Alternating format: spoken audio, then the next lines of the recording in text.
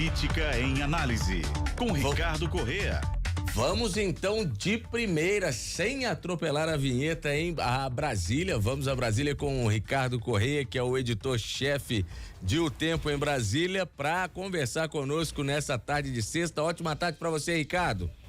Ótima tarde, Luciana, todos os ouvintes, um prazer mais uma vez participar aí com vocês. Ô Ricardo, vamos falar do encontro então do presidente Lula com os governadores. O que a gente pode extrair de mais importante dessa reunião, hein, Ricardo? Pois é, o presidente fez questão de usar essa reunião para dizer que vai ter uma boa relação com os governadores, independentemente de qual é o partido desses governadores, né? Claro que isso faz parte também de um discurso político, né? Mas segundo ele, a cada ida aos estados, ele irá procurar os governadores para sempre ter um encontro, né? E diz que esse encontro era, essa reunião especificamente, para tratar de prioridades dos estados. Ele se antecipou uma fala dos governadores, porque já sabia desde ontem, né? Os governadores já diziam qual era o tema que eles iam tratar, para dizer que poderiam discutir a questão do ICMS, né? As compensações por perdas com ICMS, mas que também queria ouvir as prioridades dos governadores, especificamente de cada estado, né? Das obras prioritárias e tal. Me chamou a atenção na fala do Lula o fato dele ter dito que é preciso diminuir a judicialização da política, né? Ele diz que cada poder tem que estar no seu espaço e que os líderes políticos, líderes no Congresso, deveriam parar de procurar o judiciário toda vez que perdem votações no Congresso. Chama atenção porque um dos principais nomes a levar questões para o Supremo Tribunal Federal é o Randolfo Rodrigues, que é um dos líderes agora do governo Lula, né? E ele disse que ele conversou com os líderes para evitar esse tipo de coisa e tal. Então isso também me chamou a atenção. E me chamou a atenção o fato de que ele disse para os governadores que iria tentar buscar retomar os empréstimos do BNDES para municípios e estados e também do ponto de vista do Nordeste, do Banco do Nordeste, para governadores que estejam com as contas em dia e tal, que possam pegar novos empréstimos, né? Então esses foram os recados do Lula para os governadores. E uma das questões, que é essa questão do ICMS, já inclusive foi levada adiante com a criação de um grupo para tratar do assunto junto ao Supremo Tribunal Federal.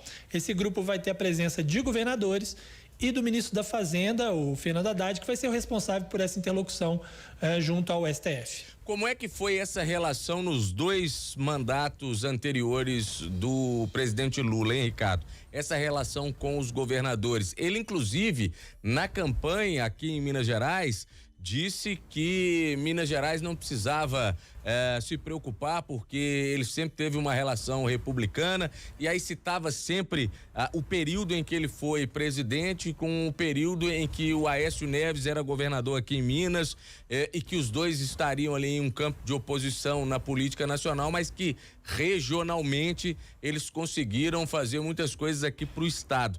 Essa relação foi assim mesmo? Dá pra gente esperar essa relação de um tratamento igualitário entre os estados? A resposta para a sua primeira parte da questão é sim. Houve, de fato, uma relação muito republicana entre ele e os governadores na época, né? Porque havia reciprocidade também. O governador Aécio Neves elogiava muito Lula, inclusive no episódio do Mensalão, em que muita gente foi para cima de Lula, Aécio foi um dos que falou: não, Lula tenho plena confiança, né? O Lula não é o presidente Collor, ele é diferente. Inclusive ele chamava Lula, dizia que Lula era chapa dele, né?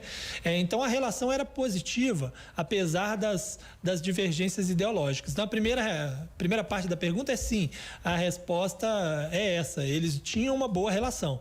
Agora, sobre a segunda parte, não. Não dá para garantir que essa relação vai ser de fato republicana, porque o momento é outro, é completamente diferente. Hoje os atritos políticos estão muito mais exacerbados, né? Veja que a relação com o governo de Minas, por exemplo, com o governador de Minas, não é boa, né? As falas do governador de Minas não ajudam nesse aspecto também. Então, embora haja uma discussão pública de que não, pode contar comigo, nós vamos ter uma relação republicana sim, nos bastidores já há uma disputa relacionada à presidência da República futura.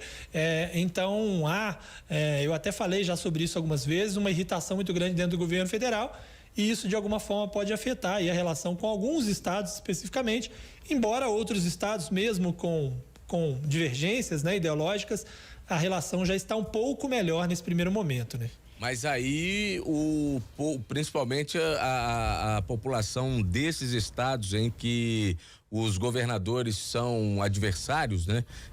A população já fica preocupada. E aqui em Minas Gerais já fica todo mundo na expectativa. Será que as demandas, aquilo que for levado ao governo federal, de fato vai ser atendido? E aí a população tem uma expectativa muito grande em alguns setores, em algumas áreas, né, Ricardo? Exato. Na questão das estradas, por exemplo, há sim uma prioridade de resolver a questão da BR-381, por exemplo, que foi uma coisa que o governador levou ao presidente. E isso está sendo tratado pelo ministro dos Transportes, ele disse diretamente com o ministro da Infraestrutura, né?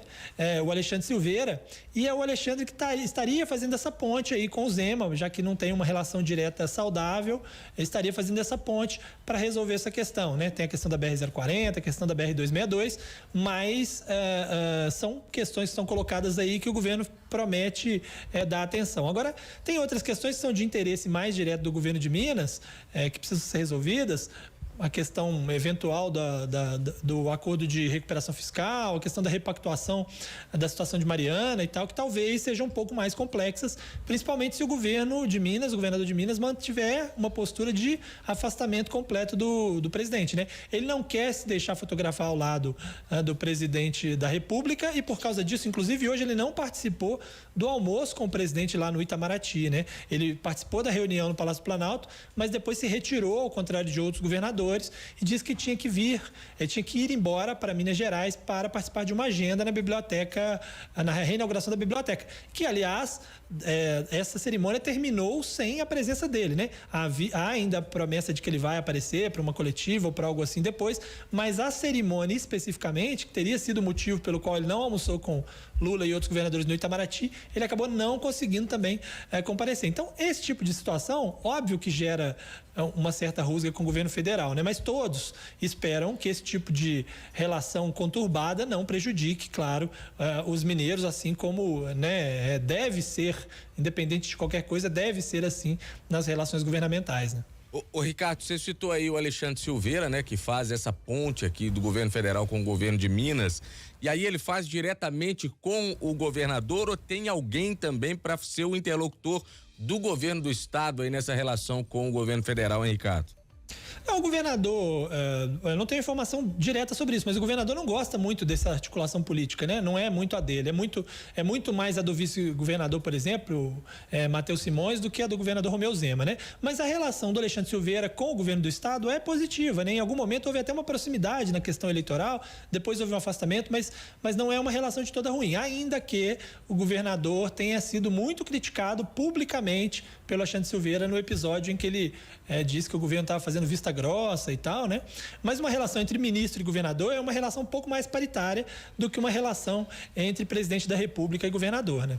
Ô Ricardo, vamos falar também do relatório final que foi apresentado pelo interventor, o Capelli, né? O Rodrigo Garcia Capelli, sobre o caso do dia 8, né? Os ataques aos prédios dos 3 poderes em Brasília.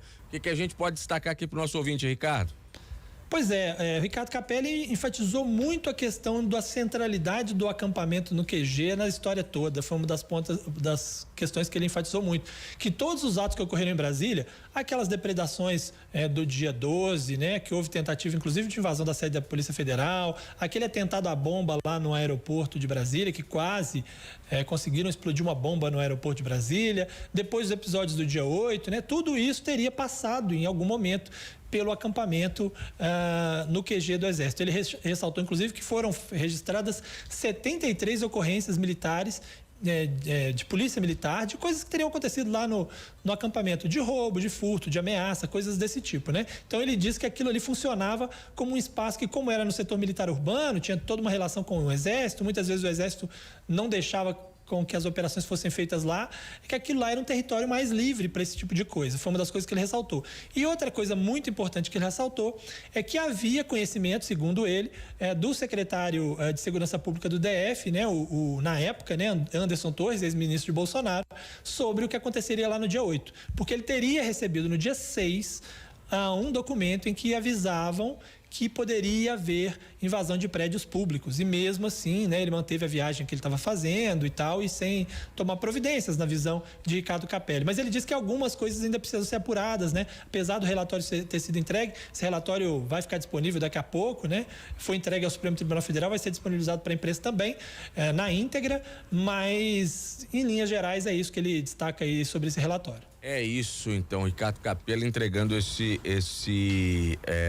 relatório sobre esses atos do dia 8. Ô, Ricardo, muito obrigado pela participação aqui no Alerta Super desta sexta-feira, a última de janeiro. Até a próxima, viu, Ricardo? Ótimo final de semana para você. Até a próxima, um abraço, semana que vem estamos de volta.